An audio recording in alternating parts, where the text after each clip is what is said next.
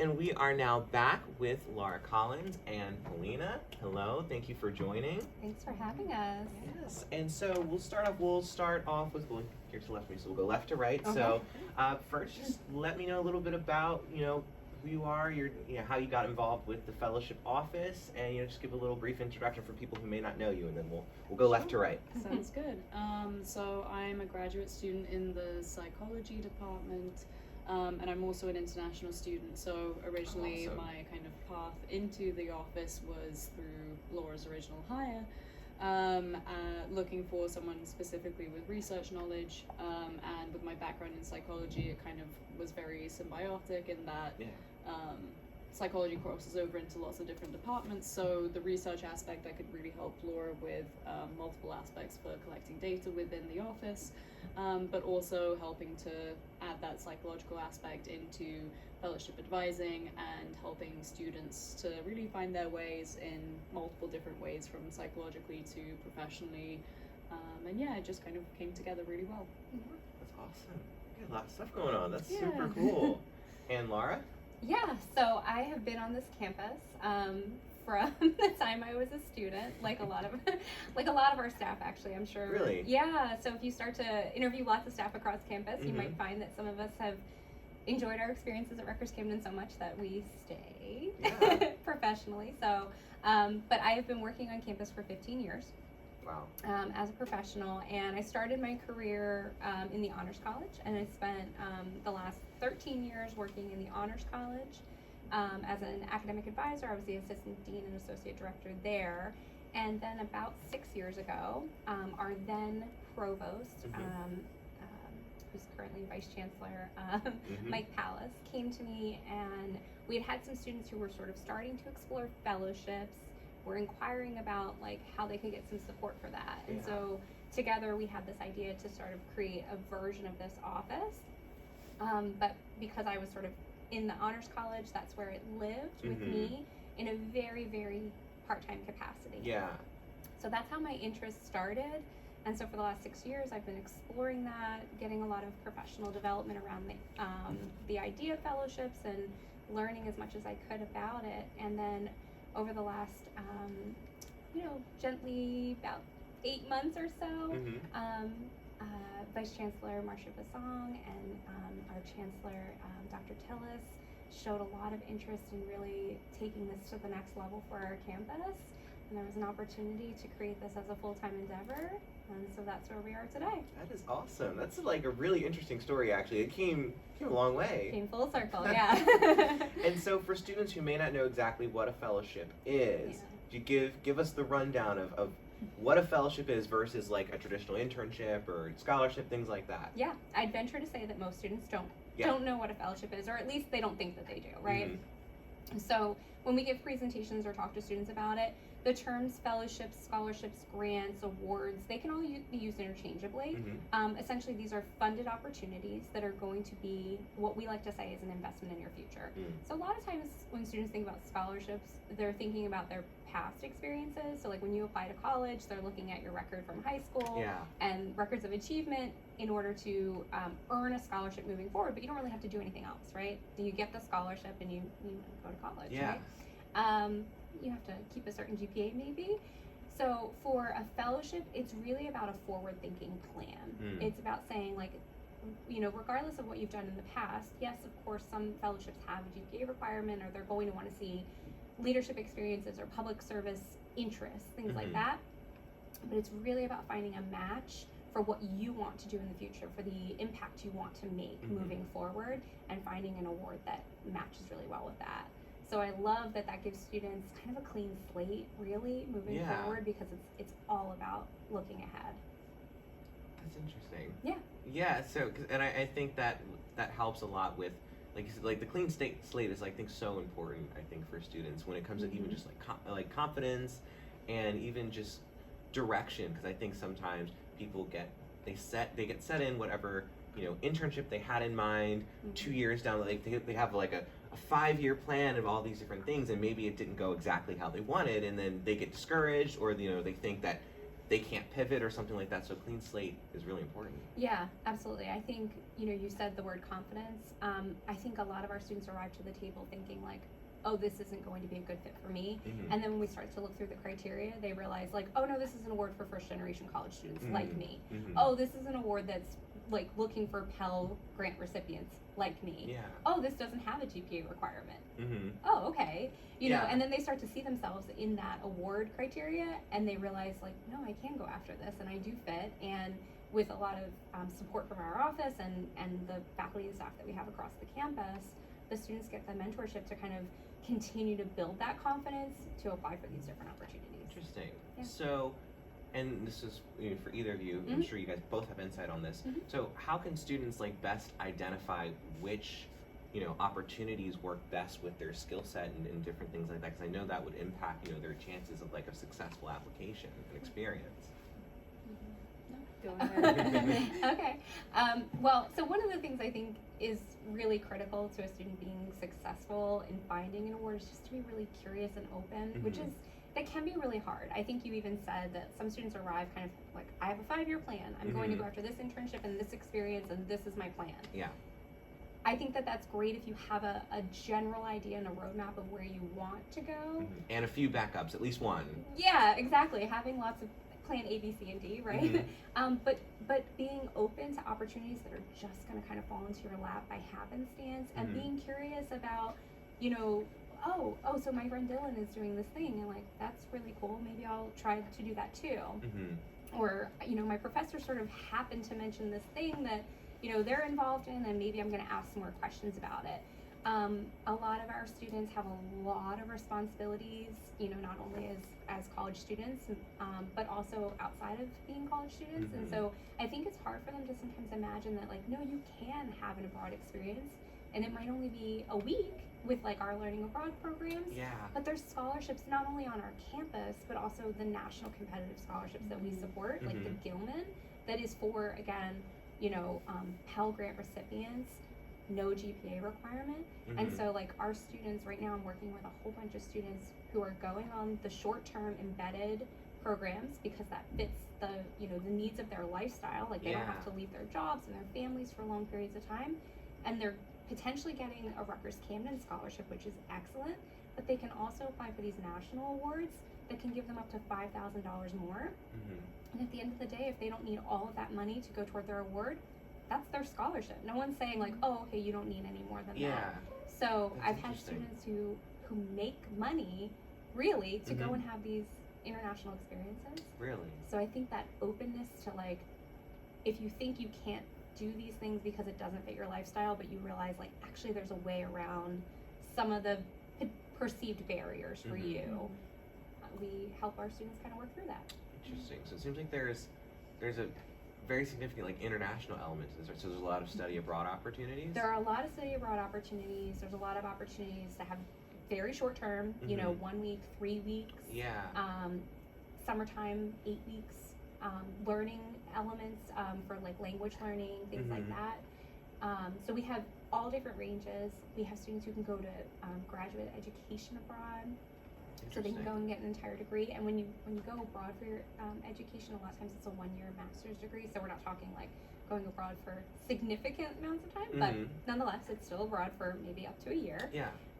So lots of abroad opportunities, but we also have a lot of opportunities in like the public service sector, which I think really works well with our students on campus. There tend to be a lot of opportunities for students who are really interested in things that fall in the civic engagement bucket, which is kind of what we're known for and what we do best. But ones that sort of orient them toward careers that might land them in government and other kind of public service domains. So there's a lot that are domestic that will keep them here and that might actually best suit them for careers in government and things like that. Yeah, that's interesting because that led me right into my next question. I was wondering what specific opportunities really fit this campus. So it seems like it's kind of more in the public health, public service area. We definitely have a lot in the public service realm. So our students are really good fits for awards like there's one called PPIA. It's for junior students. So that PPIA stands for Public Policy and International Affairs. Sorry. You're good. And it's for junior applicants. It comes around every fall. It's usually due around November 1st. We've had a student on our campus who won it. Oh. It's a 7-week summer institute that they go to the summers between junior and senior year. It helps prepare students who are potentially otherwise unlikely to go to graduate school or may have barriers to going to graduate school for careers in public service and public affairs and international affairs. And those students that come back from this 7-week summer institute can then apply to a consortium of master's degree programs for which they will receive potentially fully funded master's degrees. Wow. So this student that went last summer came back and had master's degrees from all across the country, just like nonstop emailing and knocking on her door, basically. That's incredible. It is, yeah. So there's, that's a really great fit for our students because who doesn't want to get a free master's degree right here in the States? Yeah. We don't have to go abroad for that one. We have 6-week summer program called the Wrangell Summer Institute that takes our students down to DC. Not only is everything fully paid for, but then they actually make a $3,200 stipend on top of it. Wow. And you just have to have sophomore standing to apply for that one. We have scholarships for students who are really engaged in their communities. So there's a Phi Beta Kappa scholarship for sophomores and juniors. You do not have to be a member of Phi Beta Kappa to be eligible to apply for that scholarship. And there are also ones called the Davis Hutter Scholarship, again, $15,000. It's renewable every year for people who are just engaged in their communities and doing like activism type work. And that, again, I think really speaks to who our students are. Our students they're really committed to social change. They really are. Yeah. That's like one of the biggest things I noticed when I came here. I was like, people are like inspired. Yes, yeah. And then there's like the science side of things. So we have students who can pursue the NSF REU awards. Those are also a really good fit for our students, and they are funded usually 10-week or so opportunities in the summertime. Yeah. And you make money to go and engage in lab research, and then you come back with a resume item that is going to set you, head and shoulders above the competition, helps them prepare for the next things that they might be applying for. The Barry Goldwater Scholarship is a very competitive and well-known scholarship that gives students money for their education, but also kind of that list item on your resume to, kind of set you apart again. So there's a lot of opportunities in kind of both of those domains, especially. And what's interesting is what I'm hearing is it seems like fellowships, they do seem really future focused. Like they're with, setting you up for success, for the next step down the line, which I think is a really important point to highlight, just because I think, when students hear fellowships, they may not know what it is and they may think it's this like vague thing or whatever, but it seems very like intentional. Yeah, intentional is a great word to use when kind of thinking about this. When you're going through the process, regardless of the outcome, I think our students get a lot out of the experience of applying because it kind of forces them to think about their intentions, to sort of think about where am I going, and there's a lot of essay writing as part of it. So like, heads up for anybody who's thinking about doing it. I hope you're comfortable with writing, but we're here to support you through that whole process. And if you're not, that maybe then you realize, okay, that's something I have to work on. It's true, and you come out with great material. Again, no matter what the outcome, I have students who are like, oh, well, that essay, I reused that. I was with a group of people this weekend doing kind of like fellowship things. People were saying like, I go back to my essay that I wrote for Fulbright 20 years ago, and I still use that. So the material is good because you work really, really hard on it, and so you can use that for graduate school or for other applications for things, and it really forces you to kind of be very purposeful. You might only have 500 characters and you have to use every line with great intention. Really? So That's interesting. Yeah, that's a good word for it, intention. Yeah. Interesting. So in your experience, and if you've experienced any of these things as well, when students apply, when they go through the process, what are some common challenges they face, but then what are also some common victories and rewards that they found from it? So both positive and the more challenging side of it. What do students typically go through? I think the most common, success, I'll start with successes and the barriers. I think the most common success is that no matter the outcome, all of the students and all the feedback that we've received is positive in that nobody regrets applying or trying no matter the outcome, and that everyone still gets something out of it, whether it's the experience, whether it's more confidence, whether it's the essay writing skills. Yeah. All the feedback that we've had from our past students, which we have a nice long list of, which is great. It's awesome. And it's slowly growing, is that nobody regrets applying. And I think all the advice that they give to future students is just do it. Why not? Yeah. Interesting. Awesome. I love that positive. And thanks to Polina, we are collecting that data. Yeah. Yeah. So, yeah, she created the surveys that our students complete, you know, post-applicant, post-event, you know, so a lot of times our students come to our events and then they're like, I never heard of this before, so yeah. I'm very grateful to Polina for creating all of that. So I'll take the challenges, I suppose. I would say that, you know, giving themselves enough time, finding the time in their very, very busy schedules is probably one of the bigger challenges for our students.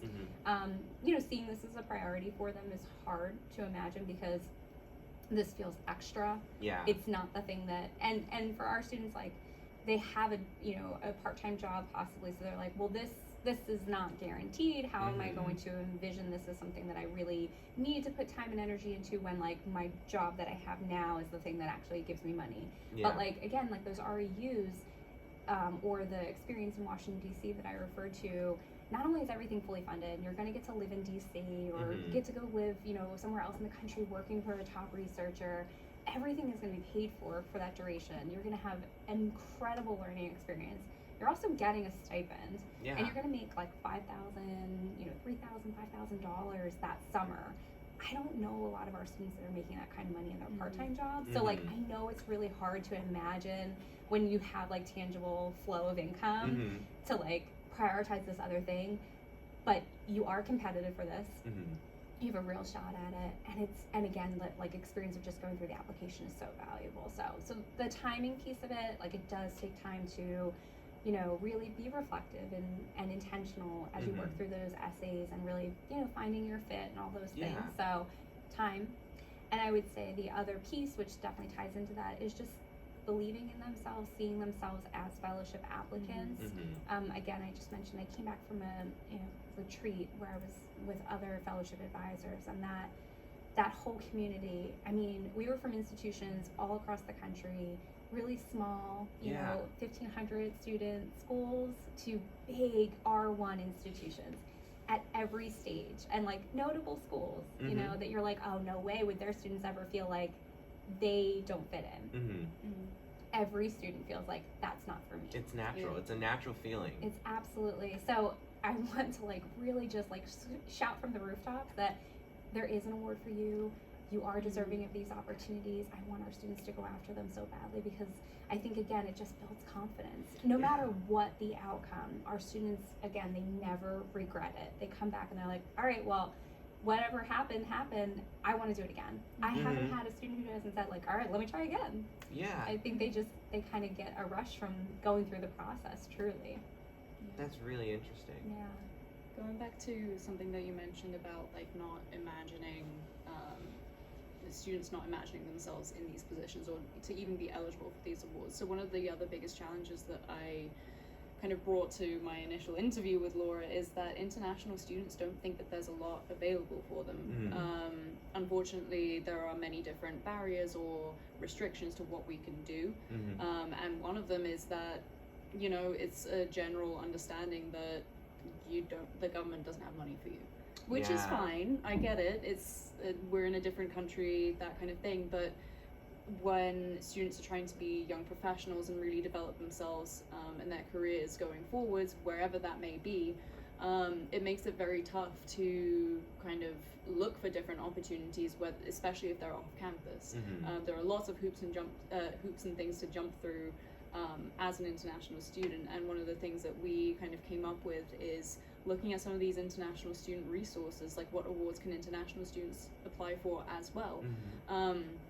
And I think that's one of our goals, to be as inclusive as possible for students of all walks of life, international, national, or domestic, I guess, as well as first generation, no matter what your background is. Like, there are awards that exist, and the more that I work on this. It's really amazing, and I wish that I would have got involved sooner. From my own perspective, and I want to push that out on other students as well. Like, there are opportunities for you. You can do this. You can be involved, and we're here to help you every step of the way.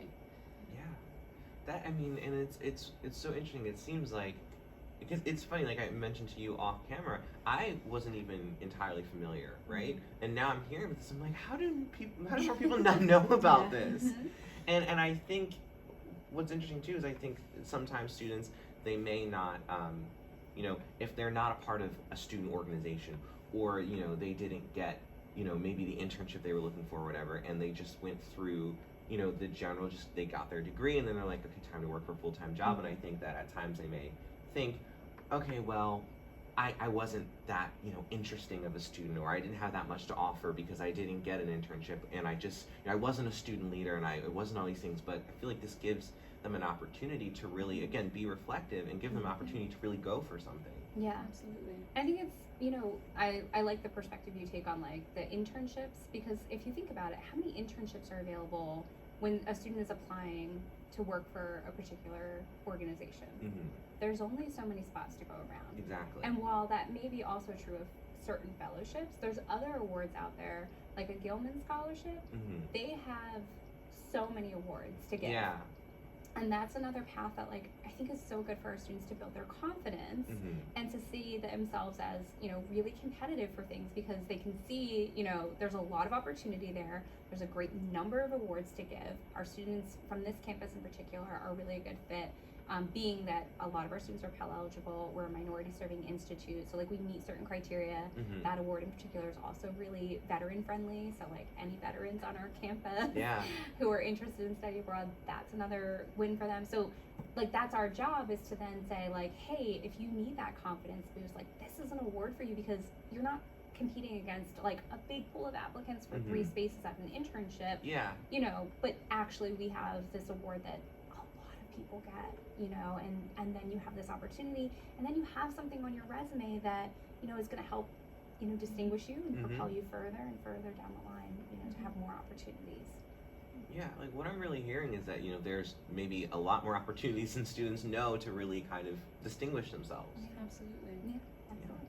And so that's, I don't know, that's makes me happy, because, I want all students to feel like they had, their moment to shine, you know what I mean? It's so important. Yeah, absolutely. I mean, I think that, again, just that confidence that comes out of the application process, regardless, right? Like I said, most of our students, they have something to walk away with from their application materials regardless of the outcome. So even if they did apply for something that is really competitive, and there was only so many, awards to give out. Like I just came out of a tough season where, my students, they didn't get the win, and, but they all have these amazing essays, and they're all applying for graduate school anyway, and then, none of them regret it, and I've had that happen year after year, and they're all in their junior year right now, and they're already talking about what they're going to apply for, looking ahead for new cycles of things. So that, that's inspiring, that like they don't feel it deeply, and they don't take it personally. It's not discouraging the way that, I think the scenario you were describing, like sometimes students take it very internally. I think that this can be a real confidence boosting experience for our students. Yeah, that's awesome. And so I know that originally this was something that you were working on, just, when you were working at the audit, it was a little thing. It was your little pet project, right? Yeah. And so tell me a little bit about, now that you guys have expanded, how has that changed for you? Because I imagine your capabilities are a lot larger. There's a lot more things you can do, right? Yeah. I mean, so we've only been full time less than 6 months. We moved in November. Still very new. It's still pretty new. So we're doing a lot to get the word out. And Polina's creating all of these great data tracking systems for us. So we had a nice fall report, and in that we learned that from last year, in all of the academic year 21-22 to just the fall of 22, we doubled the number of students that we had served. Oh wow, that's awesome. In just a really short period of time. Yeah. So that was really exciting to see in numbers, thanks to the work that Polina is able to do for us. And we're able, she's taught me a lot about kind of creating some unique marketing things, even though that really wasn't originally part of her job description, duties as assigned, right? Yeah. I think that's important for all of our students to learn kind of moving forward. That'll always be the bottom of your job description. Polina's been excellent in kind of helping with our marketing. She runs all of our social media at the moment. Awesome. Yeah. So she can talk to you about that a little bit. And you overhauled the website, right? Yeah. Overhaul is an accurate description. Yeah, so since we've become full-time, we've been, I think the biggest goal that we've had is really getting the word out. So it's fantastic to have the opportunity to do talks like this, do more presentations, but the biggest kind of initiative has been our marketing and engagement. And through that, we've developed a number of different social media accounts, as well as a website. So with the website, we've really tried to make it geared towards students and to really kind of put our names out and be like, hey, we're here for you, and to really have this kind of friendly approach, to hopefully make it as welcoming as we both are, hopefully. But yeah, so we have a lot of different resources for students, how to get started with us, how to find your fellowship. We're working on trying to add some different add-ons to the website, almost like consistent updates of resources and whatnot. We have a LinkedIn, we have an Instagram, we are present on Rutgers Engage, on our Rutgers app. So keep an eye out for any new updates. We post, so on our Instagram, that's probably our most active site right now. We post weekly tips, different events that we are hosting, as well as so some workshops. We've had a writing workshop in the past to help you with your essays, as well as, what else have we had? Like actual advertisements and presentations for different types of awards, for undergrads, for grads. Yeah, so that's a pretty good hotspot, and the @ for that is @ IUC__GP OSDFA. Sorry. Great. Yeah, I was gonna say, so make sure they know where to go. Yeah. That's awesome. So that's our Instagram. But yeah, we're also working on developing our YouTube, so hopefully we might have some presentations and feedback from our different success stories for students. So we also have our student success stories on our website. So if any students want to have a look at what previous students have done, we have some quotes from them, as well as some of their experiences, and they're all local students, so they're all from Rutgers Camden. They've been through this, and yeah, you can too. That's awesome. And so you mentioned some upcoming events and different things like that. I know you guys have the You Hit Submit event coming up and the Fulbright kickoff event. You want to let us know a little bit about that? Yeah, so years ago we did a very small, again, everything was smaller, version of the You Hit Submit event, and we did it exclusively among our Fulbright applicants. So the Fulbright U.S. Student Program is an award for postgraduate award. So applicants apply typically in the fall of their senior year. So I'm kind of combining these two advertisements together, but nonetheless. Or you can be a graduate student and apply for this award. And so several years ago, we had 5 applicants, which was our largest number ever. And so we had a little breakfast with our 5 applicants and the provost. And it was just kind of a sweet little celebration around the table. And then kind of moving to today, we have had so much growth in our number of applicants over this last year that we have decided to have a You Hit Submit celebration for every applicant to any award over this last academic year. So that's going to be our Fulbrights, our Ford, Gilman, Truman, everything you can think of. We have an award called the Fulbright the Fulbright Summer Institute, which is for first and second year students. So we have some students who are just starting college who got to apply for something just to see how it would go. And they're going to be there with, our PhD candidates who applied for dissertation funding. So we have, every range of age and stage of life going to be in the MPR on March 29th. MPR March 29th, right? Yeah, and it's for all of our students and their letter of recommendation writers. The members of our committees who were on some of the award panels, Chancellor Tillis, former provost, Mike Pallas, kind of as a thank you, full circle. Mm-hmm. So, there's going to be some distinguished guests in the room, and we're just really there to celebrate the achievement of, again, we're not focused on outcome. We love when our students, win the award, get the money, go after the thing that they were going for, right? But again, it's really about the growth process, and just kind of taking that chance on themselves and being brave enough to say, like, yeah, I want to try for that. And kind of committing to the process and actually going through with hitting submit. Because I can't tell you how many times I have a student who, second guesses that decision during the process. Yeah. And so it's really about, you made it to the finish line. That's the celebration. Yeah. And so super the important. campus committee is coming, or the campus community is coming together to celebrate this group of students. So that's our first event, or our campus in-person event on March 29th.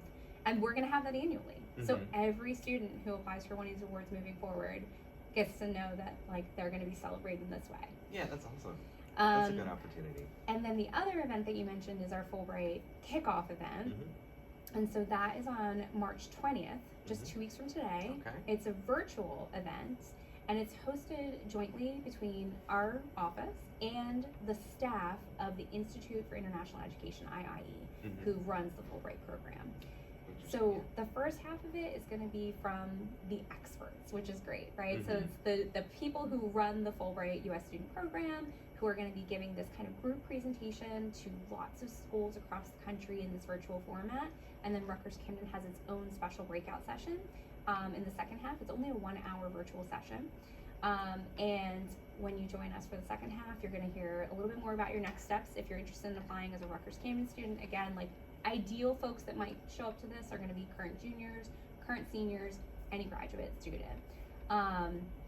But of course, everyone's welcome. If they're like a first-year student, they're like, that sounds appealing. Yeah. I'd like to kind of get a head start on thinking about that. We welcome everybody. It's never too early to start planning for these things. And in that session, we're also going to have some of our recent applicants join the panel who can talk about their experience and what it was like to go through a Fulbright application. We currently on our campus have 4 semi-finalists for this year's Fulbright. Wow. Yeah, so some of those awesome. folks are going to join us. We've had a Fulbright winner who might pop in either for this event, or we also have an event coming up during Research Week called Fellowship Friday. We do it every year. That's April 21st. And our students can come and learn about all of the awards that we sort of tend to profile during Fellowship Friday in April. It's a lot. Yeah. It sounds really exciting, especially the kickoff event, because it seems like you're like covering all the bases. Like, you got the experts, you got the testimonials, the alumni. Yes. Yeah, that's great. That's We're great. excited. And that is March 20th, March right? 20th. Virtual? Yes, Okay. yeah, and actually if you do follow our socials, so it's, what is that? RUC double underscore OSDFA. Yes. Okay. On Instagram, we just reposted our flyer today, and it has a QR code right on the flyer. So if students hold their phone up to it, it'll take them right to the registration site. Awesome. We couldn't make it any easier. We're trying. We're trying. Yeah. Yeah. Sounds like you guys are really killing it. And they can just hang out, you Yeah. know, hang back, get the information, and we have so many students across the campus who've gone after Fulbright at this point that there's a lot of really good resources for people who can say, like, let me tell you about my experience applying. Yeah. So I think that's really helpful too. Awesome. So final question. So in terms of, because you guys are still starting out, relatively speaking, with this new office, going forward, what are some, either initiatives that you're looking for, or just, what are future plans, future ideas looking like? Yeah. So we are hoping to continue to grow our staffing so that we can better support our students. So it's myself as a full-time staff member, and Polina is our graduate assistant. We are the office. We are the office at a part-time capacity. I think a goal in the future is to have more folks on hand to support our students. Collaborating with the learning centers, writing team, having a graduate writing assistant who can help our students, because a lot of what I do is kind of giving writing feedback. Polina is starting to kind of spend a lot of time with our students offering essay feedback and things like that, and kind of coaching them through the writing process. So that's a big priority. We have 2 undergraduate students who are going to be joining us shortly to help with kind of the promotion side of things, tabling in the campus center to get the word out, things like that. So we're really excited to kind of expand our footprint in that capacity. And the name of the office is Scholar Development and Fellowship Advising. And so while a lot of what we do is helping our students apply for these awards, we want students to know that we're a resource for their entire journey here. And so, as students are thinking about graduate education and applying for law school or, whatever their destination might be, and they're like, hey, I don't really know what kind of graduate examinations I might need, or what grad school might be looking for as far as my resume is concerned, or I could use some help with a personal statement. These are things that we have a lot of experience with, either having applied fairly recently for some of these things, or again, I spent so many years as an advisor doing this type of work. We're really committed to helping our students be full circle, whole scholars in every capacity. So we're excited to help them develop themselves that way. And you guys are off to a great start. Thank Yeah. Thank you. Thank you guys so much for joining and Thanks for just having providing, the people listening, the students, with just like so many just valuable resources. I'm sure there's people that are going to be listening to this that are searching up the website right now. Oh, we hope so. We'd love to meet with them on our website, I think, or if they go to Raptor Connect. They can find both Polina and I. We have our availability listed, so we encourage students to make appointments with us. On our website is an interest form that students can fill out with as much information as they have today. It has an option like, I'm just getting started, please help me. Or I have an award in mind. This is what I want to apply for. This is where I'm ready to start. So every option for like where they are in their process, and we would love to meet you. Awesome. Absolutely. Great. Thank you guys so much. Yeah, We'll close out the show with a few songs, and we'll hopefully be seeing you at different events. Hopefully we can collaborate more, different things like that. Absolutely. Yeah. But thank you guys so much. Thank you for having us. Thank you. All right, and stay tuned. We're gonna play a few songs. I'll close out the show. Thank you guys so much for watching, and I'll see you in just a couple minutes.